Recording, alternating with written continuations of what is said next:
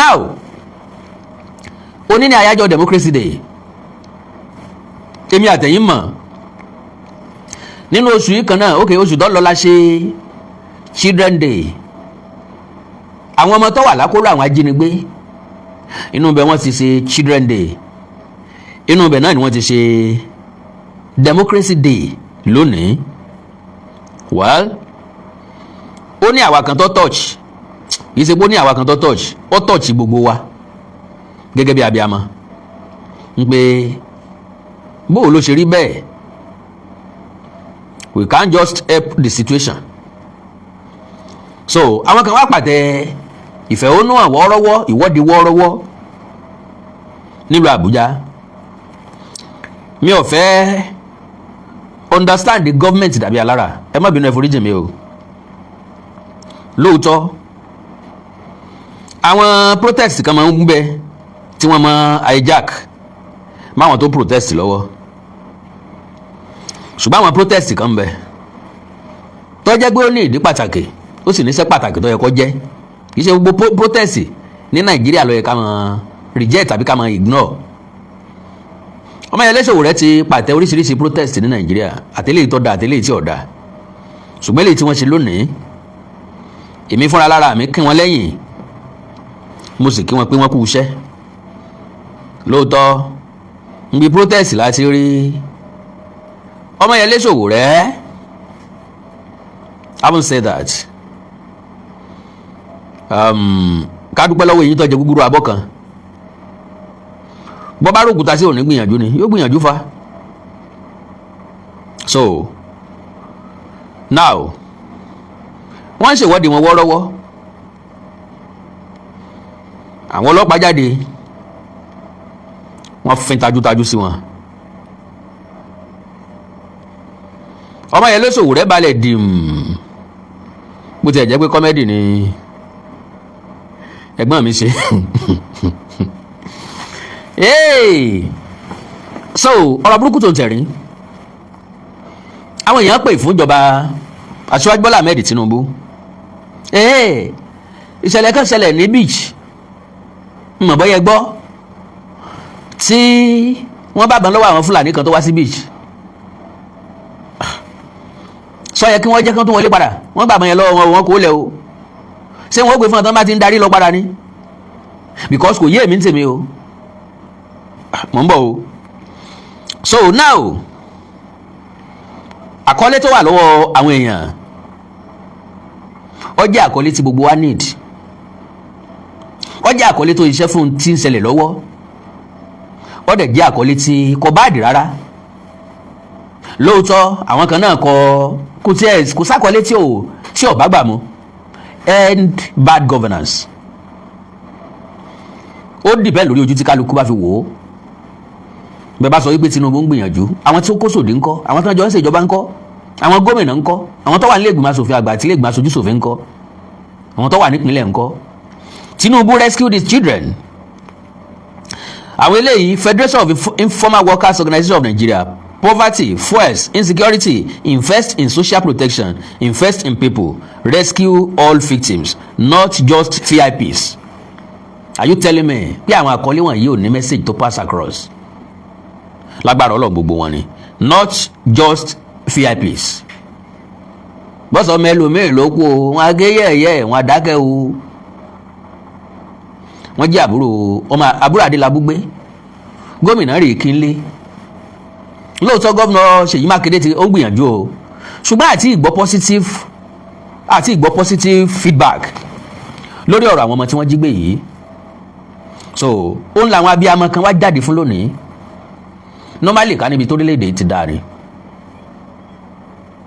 àwọn ibi tó ti yẹ ká wà proactive ibi tó yẹ ká wà active àti wà active ń bẹ bí ó bá jẹ́ bẹ́ẹ̀ throughout the federation ló yẹ káwọn èèyàn jáde lónìí ṣùgbọ́n bàbá tún sọ bẹ́ẹ̀ hypocrite ni wá a jẹ́ pé ìkà ni wá torí pé ńgbà tí ń ṣẹlẹ̀ lókè ọya ọjọ́ mélòó la fi jáde lóòótọ́ a jáde lásìkò tàwọn Chibok lóòótọ́ a jáde lásìkò tàwọn ọmọ iléèwé kan tí wọ́n tó pọ̀ tí wọ́n kó a jáde lásìkò Deborah ṣùgbọ́n gbogbo ọmọ tí wọ́n tún padà kó àwọn èèyàn tí wọ́n jí gbé mélòó la jáde sí again ntí gbogbo wa ń sọ ńgbà náà ni wípé òkú tí kìí ṣe tẹ́ni ọjọ́ tọ̀fọ̀ a ní gbogbo tó bá dé bá wọn lókè ọ̀yà kí wọ́n máa dáràn ntọ́ bá dé bá wa nísàlẹ̀ ń bí báwọn náà bá sọ wípé ká máa dáràn á jẹ́ pé wọn ò kọjá àyè wọn ò sì jẹ̀bi. But ìròǹgbà mi ni pé ní gbogbo south west ló yẹ ká protest ìṣẹ̀lẹ̀ yìí. So now safe school safe future, schools should be sanctuaries, not crime scenes. No child should fear school. Makinde, where are the children? End insecurity now. Tinubu, rescue the children. Sowore ló gbé stop kidnapping our children ló gbé dání. Mi ò rí lè dáadáa àwọn èèyàn kan kọ kíní kan no sharia now. Okay, where government should end sharia now. Where are our children? So now, to the best of my understanding, all of them done so well. Àkọ́kọ́ ní láti risk ẹ̀mí wọn pé wọ́n jáde.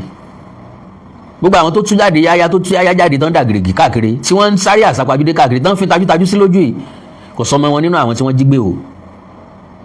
Ẹ jẹ́ ká máa appreciate àwọn èèyàn tó bá kó ipa kọ̀ọ̀kan.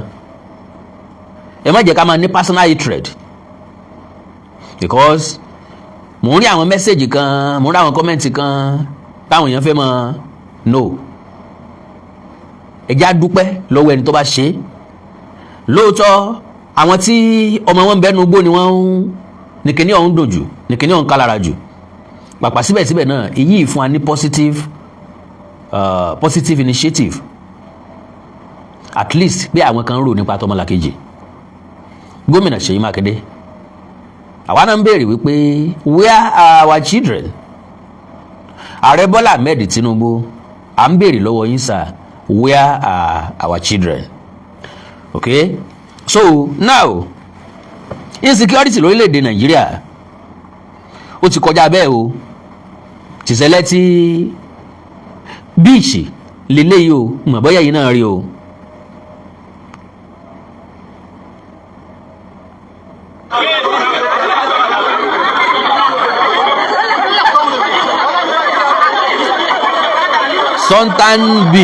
Sultan Beach Resort, Badagry.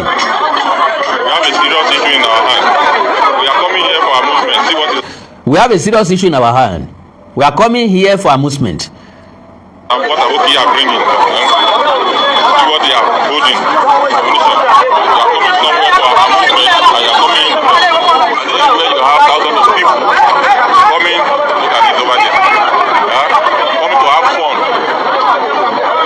I have a serious experience inside where they are pressing the yacht and breast of our ladies, because they have not seen things like this before. We have to thank the security. Kudos to the security men on the gate here. So àwọn tó wà lẹ́nu gate ni wọ́n ń search wọn ló jẹ́ kí wọ́n rí ọ̀pọ̀lọpọ̀ nǹkan lára wọn. Then bí àdá oríṣiríṣi. Now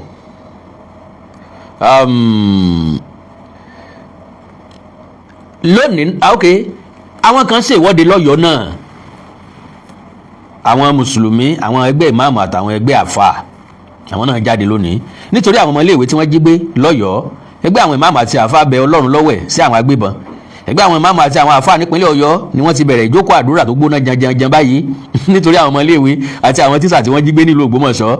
Wọ́n ní àwọn fẹ́ kí wọ́n gba ìtúsílẹ̀ kíákíá. Lọ́jọ́ àgùn Sunday yìí ni ìjókòó àdúrà ọ̀hún wáyé ní yídì tí wọ́n ti ń kírun tó wà ní agbègbè Agodi nílùú Ìbàdàn. Wọ́n ní ìkórè àdúrà náà kò sẹ́yìn bí àwọn ọmọ iléèwé àti tíṣà 54 yóò sì mórí bọ́. A ti sọ fún pé àdúrà kọ́ ló gbà. Now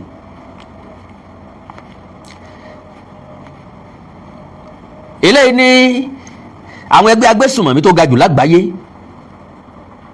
Àkọ́kọ́ Islamic State, ìkejì Hamas, ìkẹta Jamaat Nusra al-Islam wal Muslimin, ìkẹrin Al-Shabaab.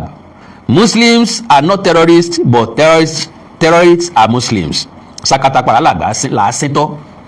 Ẹ̀yin mùsùlùmí ilẹ̀ Yorùbá tí Ọlọ́run ò jẹ́ kí ẹ gba ẹ̀sìn sódì, ẹ tètè gbógun ti àwọn alákatakítí ẹ̀sìn tí wọ́n ń pè fún ṣàríà lọ nílẹ̀ Yorùbá.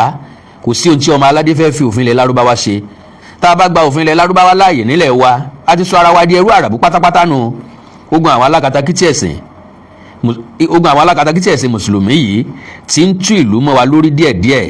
Tẹ́ ẹ bá torí ẹ̀sìn jẹ́ káwọn Fúlàní agbébọn yìí gba ilẹ̀ wa, gbogbo wa náà láwùjọ jẹ ìyà rẹ̀. Lónìí ni mo bá fọ́nrán kan pàdé níbi tí ọba wa nílùú Ìwó Shehu Abdulrasheed Adéwálé Àkànbí tí wọ́n ti invite àwọn, ṣé àpè wọ́n ń jàǹdùkú àbí àmọ́ pé wọ́n ń jàǹdùkú, wọ́n invite àwọn Fúlàní. Bàbá yìí pè wọ́n ní ọmọ Ìwó, ọlọ́mọ Ìwó ni wọ́n, torí pé wọ́n bí wọn sí Ìwó, wọ́n bí bàbá wọn sí Ìwó, wọ́n bí àwọn náà sí Ìwó. Ó wá ní kò sí ẹni tí ò kí ní ọmọ líle, ó rí fáàsì wọn àti ọmọ líle.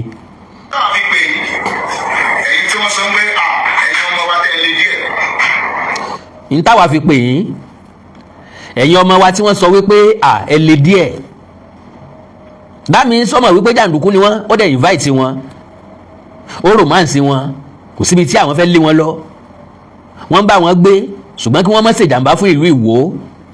Ṣé tí wọ́n bá fẹ́ ṣèjàmbá wọ́n wá sọ pé àwọn ó ṣèjàmbá, at the end of the day tí jàmbá bá ṣẹlẹ̀ ní Ìwó, wọ́n á ní kì í sáwọn Fúlàní táwọn wà ń bẹ̀, wọ́n á láwọn Fúlàní àtọ̀rìn wá ló ṣe nǹkan jàmbá sí Ìwó. Kí ló dé tó ń parí báyìí? Ìṣẹ́jú mélòó ló fi ń close sí kinní náà?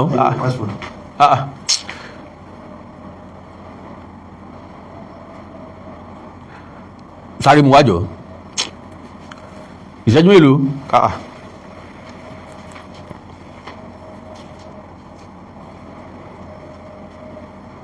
Kò sọ̀rọ̀.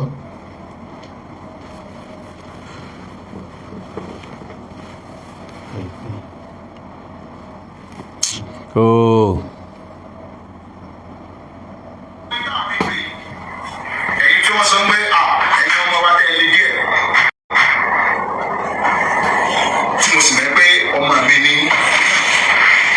Ó sì mọ̀ pé ọmọ rẹ̀ ni wọ́n.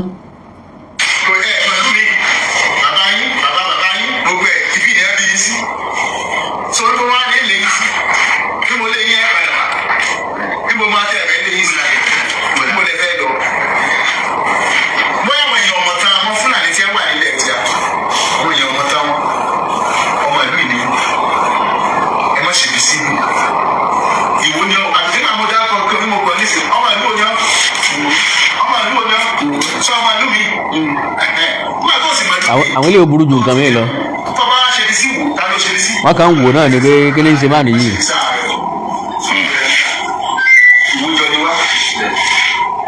Torí ẹ̀ gbogbo àwọn tá ń wá láti igun ni mò ń pè. Iṣẹ́ yìí nìkan ni mo pè. Àwọn tí wọ́n wà ní igun Olúmọ̀nà náà.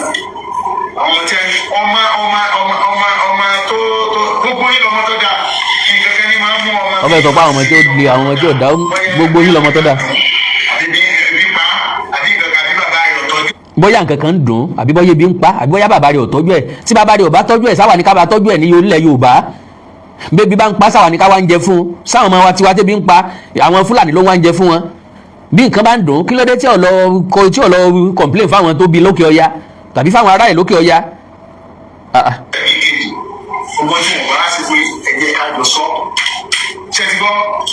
Gbogbo tí wọn bá ṣe fẹ́ jẹ́ ká jọ sọ.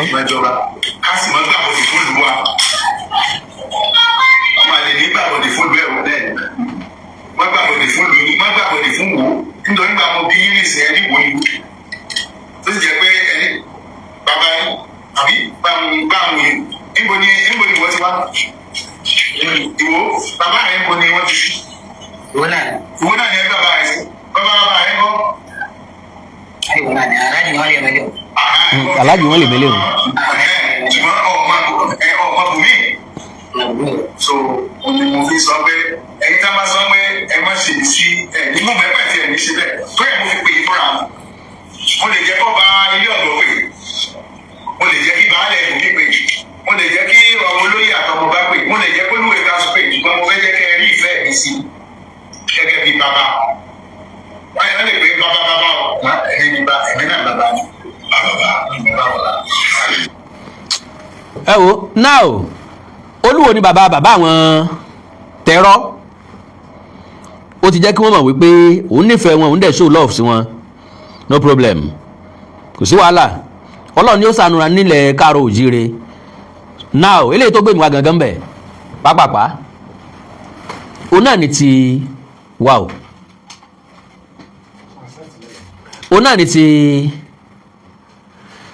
ọ̀rọ̀ ti àwọn ọmọdé tí wọ́n jí kó lọ sínú igbó àti ti protest tó ṣẹlẹ̀ nílùú Àbújá lónìí. Sowore ń díbọ́n ni o, Sowore ò díbọ́n ni o, range tí wọ́n ti yin tajútajú síbi tí Sowore wà distance yìí ò pọ̀ rárá. So kí àwọn ọlọ́pàá kí wọ́n máa dá nǹkan sáwọn èèyàn lára.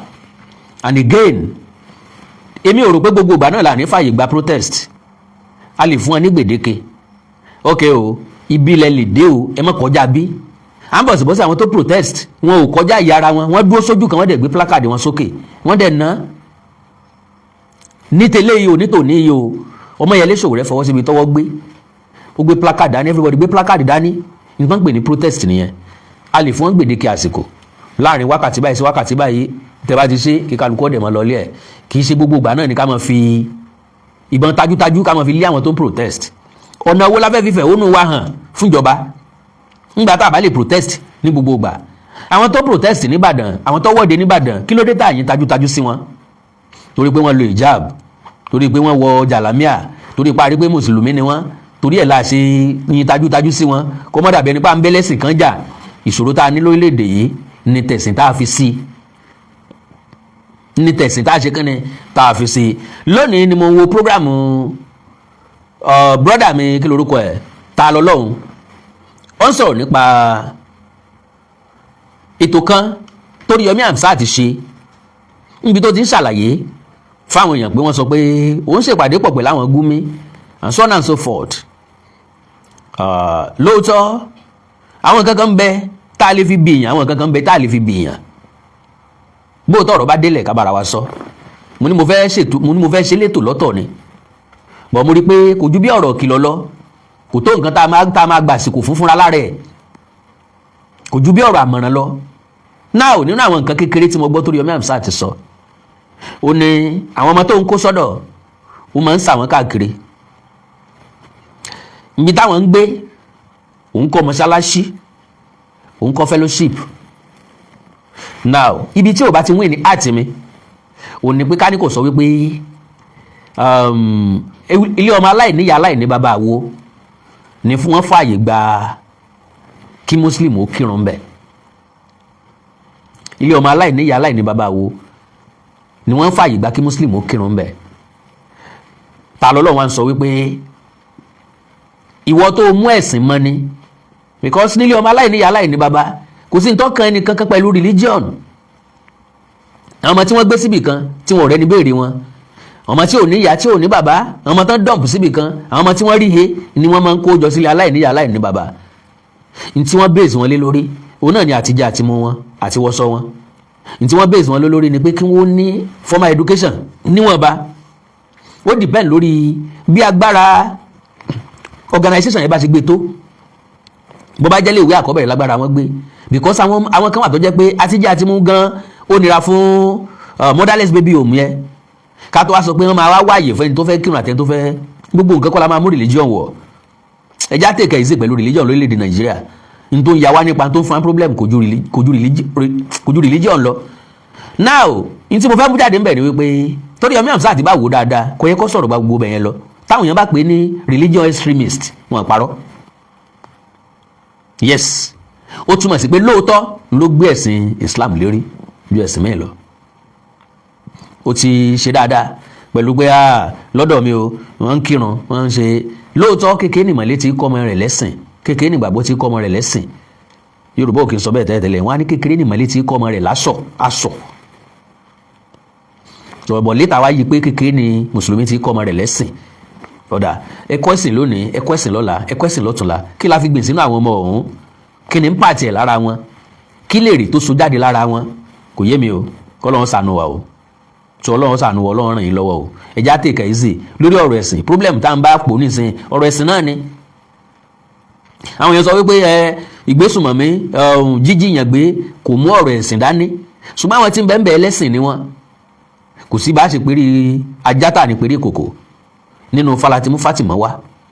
ní ká apẹmọ́nù láṣẹ nù lásà ni okò ẹmọ́ náà lẹ́mọ́ wà ó kọ mùsùlùmí náà ń jẹ́ ẹ̀sìn mùsùlùmí wọ́n ń sìn wọ́n sì láwọn ń jíjẹ ẹ̀sìn mùsùlùmí níjẹ́ òláwà rẹ̀ tí ó jíjẹ ẹ̀sìn kìrìsìtẹ́nì báyìí kọ́lọ́wọ́ sànù wa lórílẹ̀‐èdè nàìjíríà kò sí ní tọ́ba àdìtà bá protest kíjọba àpapọ̀ kan try láti accommodate protest ṣùgbọ́n kan fún ní limitation kan dẹ̀ fún guideline tó bá jẹ́ pa máa lófin tá a bá fẹ́ protest because fífẹ̀hónú hàn ara protest ló wà Bọ́lá Ahmed Tinubu protest rí against Goodluck Jonathan Atiku Abubakar protest Peter Obi protest so kò wá gbọ́dọ̀ lórí akáyí kákàrà ó dégun gbogbo eléyìí táwọn ọlọ́pàá ń ṣe yìí bí ẹni pé wọn fẹ́ kàn sọ̀rọ̀ against Bọ́lá Tinubu ni kàn sọ̀rọ̀ against Bọ́lá Tinubu kò túmọ̀ sí pé Bọ́lá Tinubu ò ní wọlé lẹ́ẹ̀kejì àbí kò ní díje lẹ́ẹ̀kejì ọlọ́ọ̀lọ́mọ tí ó tiẹ̀ wọlé lẹ́ẹ̀kejì ọlọ́ọ̀lọ́mọ tí ó máa díje but normally gbogbo orílẹ̀-èdè àgbáyé ni wọ́n ti ń protest tí nǹkan bá ṣẹlẹ̀ bó bá jọmọ tí náà ló wà nínú akóló àwọn ajínigbé láti ẹjọ́ yìí mo mọ̀ pé ẹ gbé megaphone ẹ làágùn ẹnu jáde ọlọ́run ràn wá lọ́wọ́ o orílẹ̀-èdè nàìjíríà ò ní dàrú o a kú sinmi o ìsinmi aláyọ̀ ni yóò jẹ́ fún wa o àkàndọ̀rọ̀ Awíkonko briefly náà ni mo bó ṣe wù mí láti wá nù lórí ọ̀rọ̀ protest yẹn nígbà tí mo rí Ọmọyẹlé Sowore tó wà nílẹ̀ ẹlẹ̀ táwọn èèyàn ń fatẹ́gùn lé lórí èmi rí i pé sìn ni sorry o Ọmọyẹlé Sowore bí nǹkan bá ṣe ọ́ ń tòótọ́ ọlọ́run fọ̀ lálàáfíà o but èmi mọ̀ pé sìn ni pé ká kàn fi create sin ni káwọn èèyàn kàn fi pity ni ká kàn fi rí sympathy ni because ni lẹ́gbọ̀n káwọ́ kan sókè báyìí wọ́n gbé they don shoot Ọmọyẹlé Sowore they don ṣe kínní kan Ọmọyẹlé Sowore don faint ilé ò faint ó ń dẹmọ sáwọn ọlọ́pàá ni ìwájú wọn náà ló kú dúró tó ti káwọ́ sókè tó sùn lẹ́ẹ̀lẹ́mbẹ̀ ọlọ́run ṣàánú ẹ̀ Ọmọyẹlé Sowore ṣé kò ní díje fún ipò president báyìí ẹ jẹ́ n pick kọ́ọ̀lì kí n tó máa lọ.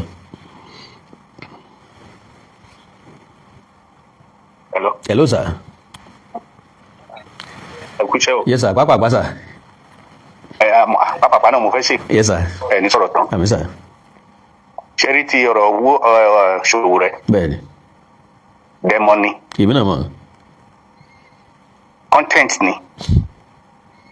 Ṣé rí nígbà tí àwa ń ṣe protest pẹ̀lú Gani Fáyèmí? From Anthony village lọ sí Yaba. Àwọn táìṣó láàrin everybody àwọn ọlọ́pàá máa wà ní both left and right àmọ́ má ṣe lọ sí Yaba Sowore wà ní school gbà yẹn tẹ bá wo sí yẹn dáadáa àwọn ọlọ́pàá wọ́n dúró sí line kan bẹ́ẹ̀ni pé wọ́n gbọ́dọ̀ kọjá wọn bẹ́ẹ̀ni Sowore ló kọ́kọ́ force àwọn ọlọ́pàá yẹn láti wọlé ibi tí àwọn ọlọ́pàá yẹn ti tó ti yin tear gas nìyẹn gan sọ pé no exactly kò ṣe mo rí bí tó ti gbé tẹlifíṣàn tí mò ń wò mo place tẹlifíṣàn kan sí yàrá mi pé Nigeria news nìkan ni máa ń gbọ́. Ọmọwọlé Sowore ó kàn demonstrate ni kò ní empty bar ni that makes sense. ẹ má jẹ́ ká fi ọ̀rọ̀ owó Sowore ká fi destabilize nǹkan tó wà nílẹ̀. not at all èmi kàn wò pé gọ́ọ̀mẹ̀ntì gbọ́dọ̀ accommodate protest. Yes, nǹkan tí mo sọ náà nìyẹn pé ṣé wọ́n ṣe bí Gani Fáyèmí ṣe ń ṣe protest di Sowore ṣe ń ṣe protest ṣe bó wà ní school báyìí ṣe bó máa ń jọyìn wa àti Fálànà bá a ṣe máa gba àwọn ọmọ tó wà ní ìgbèkùn ní kókó kí ni solution. Gọ́ọ̀mẹ̀ntì ní solution lọ́wọ́. Yes, wọ́n ní solution lọ́wọ́ nǹkan tó jẹ́ kí nǹkan tí mo fẹ́ sọ fún yín nígbà yẹn ní Fálànà sọ yẹn àwọn níbí yìí wọ́n máa fẹ́ mú yàn wọ́n máa yẹn bíi kẹ́míkà síbẹ̀ yẹn àwọn yẹn máa sùn wọ́n á lè gbé ẹni tó fẹ́ gbé. ṣé Nàìjíríà ò ní nǹkan tán lè fi. èèlò náà fẹ́ tarọ́ èèlò náà fẹ́ tarọ́. that is why wọ́n rẹ̀ pé propaganda ní gbogbo news tó wà Nàìjíríà àwọn politicians àwọn tó ń benefit ní owó yìí wọ́n wà nídìí ọ̀rọ̀ yìí. ta náà ló ní news tí ìbáṣà àwọn tó ń ṣe propaganda náà ta ló ní àwọn newspaper yẹn tí ìbáṣà àwọn politician náà. So gbogbo ilé ìtàn dẹ̀hùn lẹ́yìn ẹ bá rí nǹkan tó kò sígbà tá à ní padà sí ẹ̀sìn babaláwa wa. Kọ́lọ́ sáàmù sí mọ́.